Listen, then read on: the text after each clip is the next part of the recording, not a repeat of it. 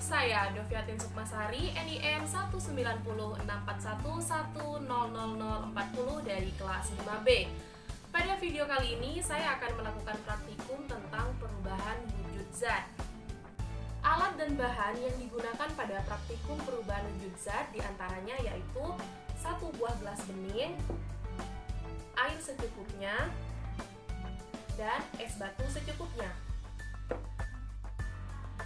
Adapun langkah kerja pada praktikum perubahan wujud zat diantaranya yaitu langkah pertama, menyiapkan alat dan bahan seperti yang sudah saya siapkan. Langkah kedua, mengisi gelas bening dengan air secukupnya atau sekitar separuh dari gelas tersebut terisi air. Kemudian memasukkan es batu ke dalam gelas bening.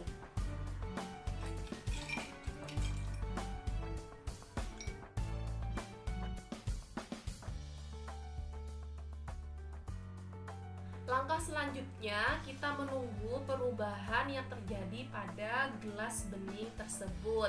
Apakah perubahan yang terjadi? Nanti kita amati. Setelah menunggu beberapa saat, dapat diperoleh hasil berupa sebelumnya di sini saya melakukan pengamatan selama 15 menit pengamatan. Jadi pada menit pertama itu dinding gelasnya itu mulai dingin. Jadi 1 menit itu dinding gelasnya sudah mulai dingin. Kemudian setelah 4 menit, dinding gelas itu semakin menjadi dingin. Setelah itu, 7 menit berikutnya, es yang ada di dalam gelas itu mulai mencair dan dinding gelas itu semakin dingin. Kemudian setelah 10 menit, mulai terbentuk titik-titik air di dinding gelas. Jadi setelah 10 menit, itu mulai terbentuk titik-titik air di dinding gelas. Nah, setelah 13 menit berikutnya, titik-titik air di dinding gelas ini semakin banyak.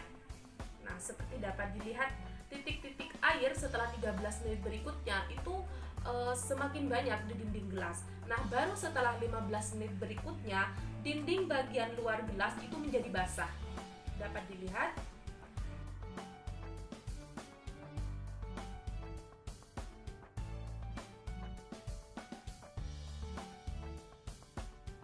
Berdasarkan hasil praktikum yang telah dilakukan, dapat disimpulkan bahwa percobaan yang dilakukan membuktikan peristiwa pengembunan.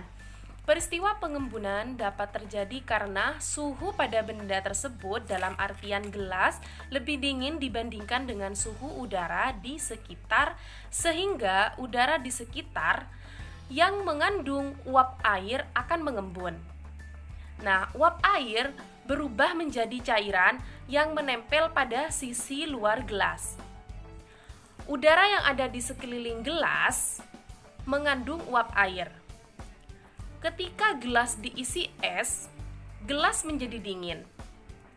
Udara yang bersentuhan dengan gelas dingin ini akan turun suhunya. Uap air yang ada di udara pun ikut mendingin.